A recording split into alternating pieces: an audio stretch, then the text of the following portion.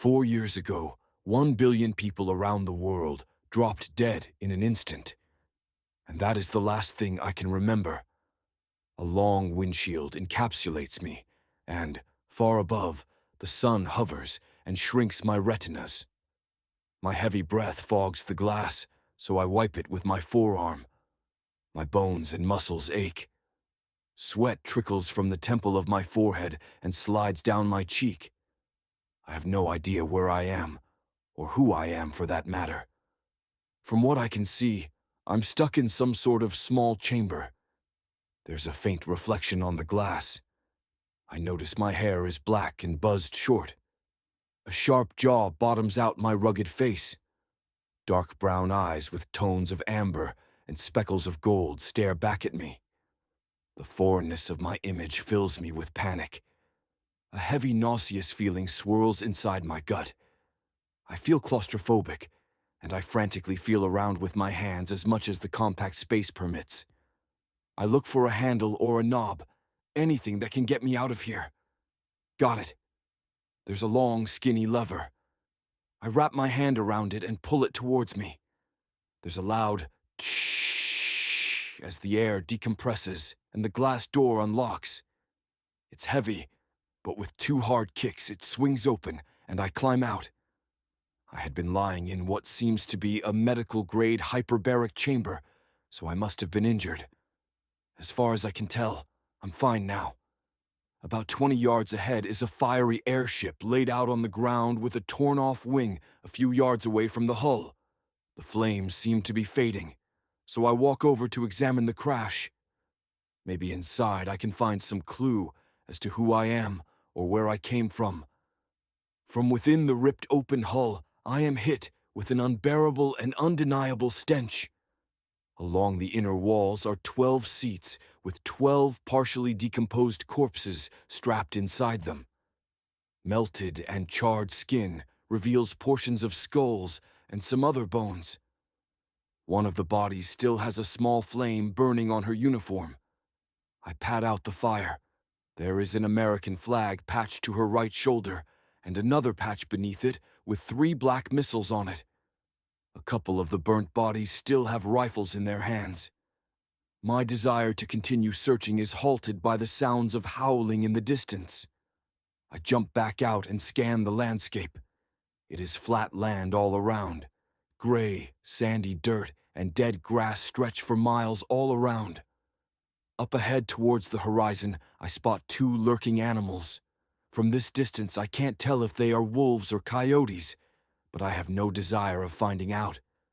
Before I leave, I grab an M9 Beretta pistol off of one of the dead soldiers.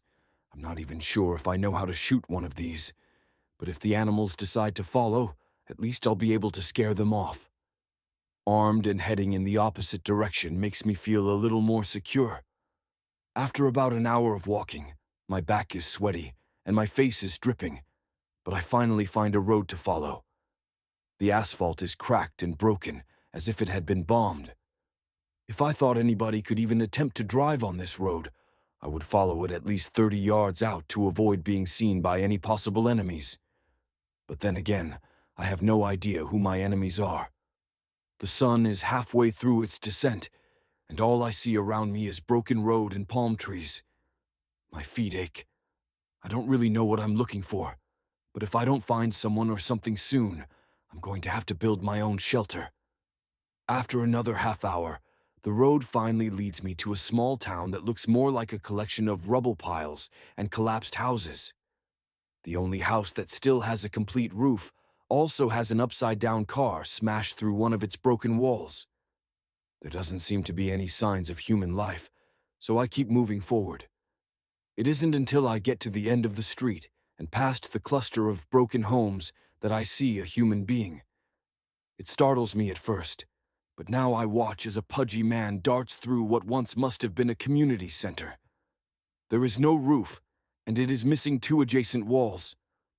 On one side, there is a pile of rubble high enough to make half of a 3rd wall. The man sees me. I stop and draw my pistol. I aim it at the man who is now hustling over to me. "How the hell did you survive?" the man asks. He has a round face with blonde hair, that parts in the middle of his scalp and falls straight down as far as his jawline. He's wearing a dark cargo vest open with nothing underneath. His belly is sunburnt and dirty. Long blue pants with big, overstuffed pockets and black boots complete his ensemble.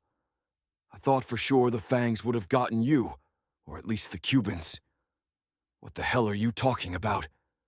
I keep my gun raised to the man's face. Do you know who I am? Well, you're obviously a soldier, probably a brute, he says, and points to my camouflage, pants and tan t-shirt. If only I was also wearing dog tags, I might know my name. We saw your ship go down in Cuban territory. We thought for sure everyone was dead or captured. I lower my gun. He hadn't noticed it anyway. I'm surprised you made it out this far, he says. Did you see any fangs? What the hell are fangs? God, you brutes are stupid. They send you on a rescue mission, and they don't even tell you what you're up against. He shakes his head. I'm not stupid. I just can't remember anything. I don't even know who I am. Oh, you must have lost your memory in the crash. He laughs. Well, I'm not going to tell you my first name because it's embarrassing, but everyone calls me Reynolds. And you are in Washula, Florida. He spreads his arms out as if presenting the town. Well, at least what's left of it. I follow him behind the back end of the community center. There is a machine gun attached to the bed of a rusty old truck with no wheels. It's facing a playground of mangled metal 20 yards away. The only things still standing are short monkey bars. Further beyond the playground, I can see miles of sea grape trees with sable palms looming over them. The others won't be back until tomorrow morning, Reynolds says, and jumps into the back of the truck. It's going to be a long night. The fangs must have picked up on your scent. It's a good thing you found me and my baby, he says, and pets the barrel of his machine gun like it's a dog. Are you ever going to tell me what the hell fangs are? I say. Oh, right. He jumps down from the bed. When the Cubans bombed Florida, their planes released some sort of chemical weapon into the air. Along with the bombings, almost the entire state's population was wiped out. I don't know what the weapon was, but it has had a very different effect on dogs. Instead of killing them like it does to humans, it has made them bigger, stronger, faster. He uses his fingers as bullet points, and insanely aggressive. I'm starting to think this guy is crazy, or maybe I am. The Cubans usually stay out of our area because it's so fang-infested. Why did the Cubans attack us? How were they able to do that? Damn, you really don't remember much of anything, do you? Surely even someone with a little trauma-induced amnesia remembers when 1 billion people died 4 years ago. I nod. Well then you remember that the US lost a good chunk of our population in that instant. Even a brute can probably figure out that our enemies were quick to take advantage of our heavy losses.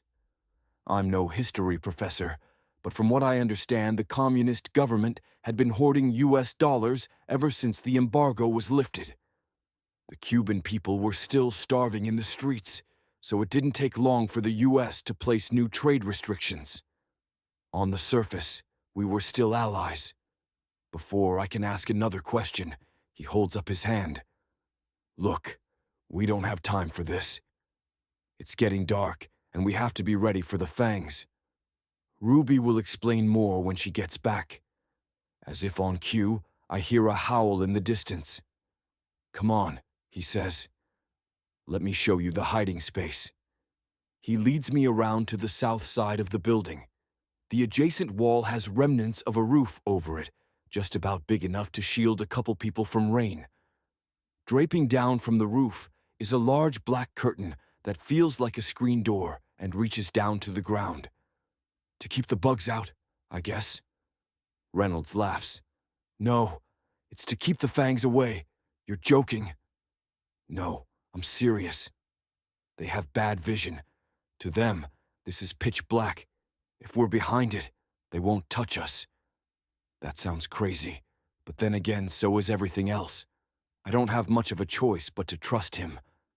There are more howls. They are getting closer. "Let's go," he says, and we run to the back of the building. He climbs into the bed of the truck. It's getting dark, but I can still see past the small playground. My jaw hangs as I watch a stampede of giant dogs running toward us. I see dogs of all different breeds charging, except they have bigger bodies than they should and large bulbous snouts. There are ones that look like pit bulls and Rottweilers that trample over the smaller ones. But even the lesser breeds bear large teeth and come after us as if they are hungry for human flesh. I pull out my pistol and aim. "Get the ones I miss," Reynolds says, and fires the massive gun. Pa, pa, pa, pa, pa, pa, pa. My eardrums feel like they are going to shatter. The machine gun bullets rip through the bodies of many fangs. A pile of carcasses forms, getting bigger as he continues to fire his baby. But no matter how many he shoots, more keep coming. Several finally make it past the wall of dead fangs that Reynolds is continuing to build. It's getting dark, and the fangs are quick. I aim and fire several shots, but can't seem to hit them. They are getting closer, and the blaze from the firing machine gun barrel is now my only source of light. I aim for a smaller one that has the face of a pug, but is at least the size of a Labrador. I fire. It squeals, tumbling to the ground. After that, every shot I take meets its mark. I kill 6 that get past Reynolds, but more and more are moving in. Reynolds stops shooting. "Run!" he shouts, but I take one more shot and nail a fang that looks like a Shiba Inu right in between the eyes. A chunk of its head explodes. I run towards Reynolds, who is getting underneath the black drape. "Come on, get under here," he says, and I slip in next to him. I stand as straight as I can with my back against the wall. I can't see much of anything, but I can hear the growls and snarls of the fangs right in front of us. This is insane. They know we're here. "Don't worry, brute," he says, as if he can read minds. "They won't touch us. They're too scared of the dark." From the sound of their consistent, angry woofing, I would guess there are only a few left that won't give up on us. One of them jumps up as high as my face and snaps his jaws so close that I can feel his warm breath. I turn my head against the wall, but the unyielding concrete prevents me from retreating further. "Reynolds, are you sure?" I ask. He laughs. How can this guy laugh right now? I promise. They'll all give up eventually. You might as well get some sleep. Sleep? Are you insane? He laughs again at me. Maybe in this world I woke up in, I'm the crazy one, and this is all normal. Trust me, he says, as if I have a choice. Eventually, you'll learn to sleep through this. He's right. After a while, my eyelids become too heavy to keep open. I wake up in the morning on the dirt ground of the community center. A large, red English Mastiff is blocking the sun from my eyes. I have never seen a dog so big before. Its sharp teeth are showing, and its growl is getting progressively louder. Where is my pistol? I must have dropped it. Saliva is dripping from the beast's massive jaws. Where is Reynolds? Did this thing eat him, and now I'm next? I crawl backwards on my elbows a couple of inches, but this seems to agitate the dog more. Yoshi! Heel, Yoshi! A woman's voice calls out, and the Mastiff finally backs away from me. I sigh and lay my head back down on the ground. A light brown-skinned woman with straight black hair and an unarguably pretty face is leaning over me. Her smile is comforting and almost feels familiar, even though I've never seen her before. Sorry about that. She's not used to strangers, she says, and holds out her hand. I grab it, and she helps pull me up. She dusts her hands off on her red tank top. I spot a large knife sheathed in a leather holster strapped around her waist, and handcuffs hanging curiously from one of the belt loops of her snug-fitting khaki shorts. You have a fang as a pet. Isn't that dangerous? I ask. Yoshi isn't a fang. She's the only dog we've seen in a long time that isn't one. I don't know why the gas didn't affect her, but I'm sure glad it didn't. She can take on a smaller fang all by herself. She's a big girl, I say. Even with all the questions I have, that is the best thing I can come up with to say. She smiles at my awkwardness and cocks her head in Yoshi's direction. Come and meet the others. There is a rusted, old truck being unloaded by 3 men and Reynolds. 2 of them are standing in the bed of the truck, handing the items to Reynolds and the other. There are pieces of plywood, sacks of cornmeal, a couple of nail guns, and large boxes of ammunition. One of the men unloading the supplies jumps down in front of me. His short, curly hair is graying on the sides, and he wears thick, black-rimmed glasses. Before he says anything, he turns and grabs a fat, green book that is sitting on the open tailgate. He spins back to me and extends his hand. I shake it. "Have you met Jesus?" he says. He's wearing a green and gray plaid shirt and well-worn work jeans. One of the others groans. He has a round, freckled face. His hair is almost the same color as his sunburnt face. I don't know if the name Red that is embroidered on his white-collared shirt is a jest or a very fitting real name. Leave the poor guy alone, Wesley. I reckon he hasn't seen another human in a long time. Don't make him wish that he hadn't. Reynolds chuckles. The last man in the truck climbs down. He has tanned skin and short, dark hair. There are tattoos all over his muscular arms, including a Cuban flag on his wrist. The man grabs the last sack of cornmeal and flings it over his shoulder. "Basura, religious basura," he says. Try not to. Listen to him. He then follows Ruby and Reynolds around the east side of the community center. "That's Marco," Wesley says. "Here, help me grab this." I help him carry a stack of plywood over to where the Reynolds machine gun is. He lays his book on top of the wood as we carry it. It says Holy Bible in gold letters on the cover.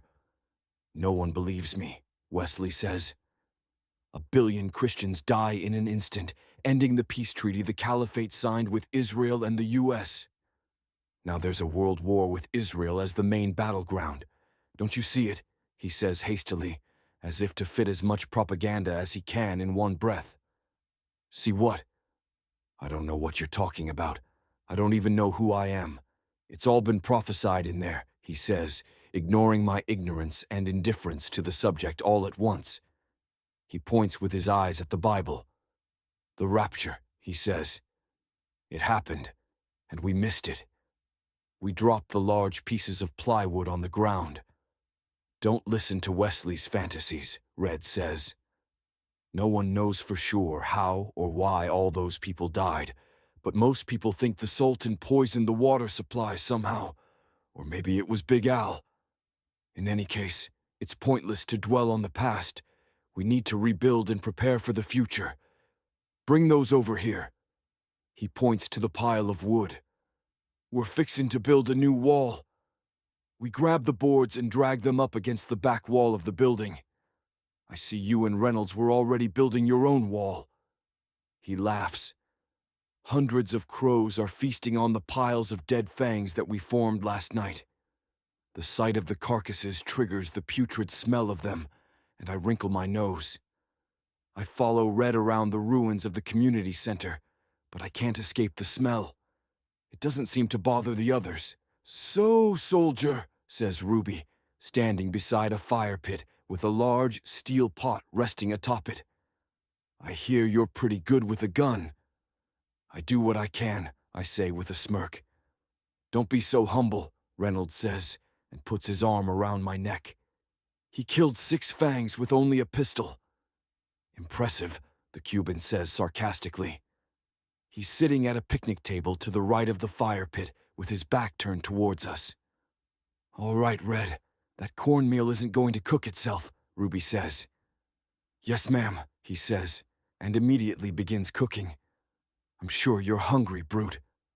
"I hope you like cornmeal stew," says Ruby. It hardly seems appetizing, but I nod and smile anyway. I'm starving. She grabs a stack of colored plastic bowls from the table and hands one to each of us. Mine is blue, and the biggest. Bring it to Red. He'll fill you up, she says. The others beat me to the food line, but there's plenty left. Red is stirring the yellow mush inside the pot. Well, I'll be damned. She likes you, soldier, he says, and pours a ladle full of cornmeal porridge into my bowl. She gave you the 2-scoop bowl. He pours a second scoop into my bowl. Maybe she's just nice to newcomers, I say. Ha!